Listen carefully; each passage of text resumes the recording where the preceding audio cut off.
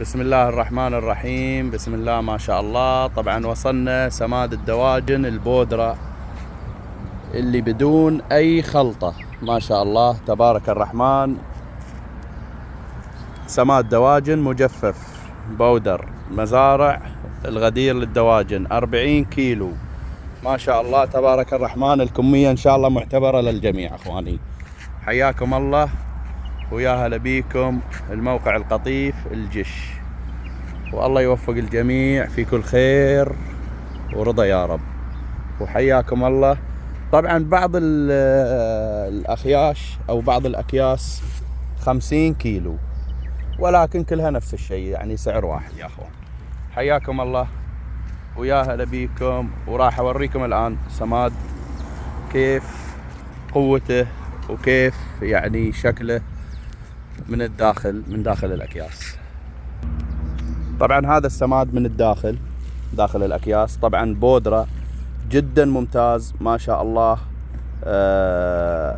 تحلله سريع جدا، وفوائده كثيرة يا أخوان، فوائد كثيرة جدا في هذا النوع يا أخوان.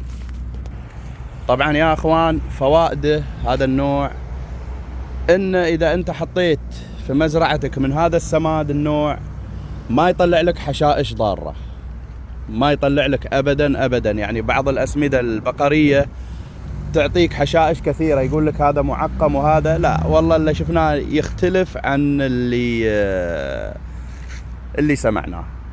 سماد الدواجن أنا شخصيا أستخدمه إلى جميع أنواع الشجر عندنا، يعني مثلا التين، اللوز، السدر، الأشجار الخضار بالكامل يا أخوان. حياكم الله. وللطلب 0554 00 1157. وطبعا اللي قال ان هذا السماد حار الى الاشجار فهو غلطان جدا جدا جدا يا اخوان. هذا السماد اذا انت حطيت كمية كبيرة شيء طبيعي راح يصير حار وقوي على الشجر في الصيف، ولكن انا ما اقطع منه لا في الصيف ولا في الشتاء. وحياكم الله يا اخوان.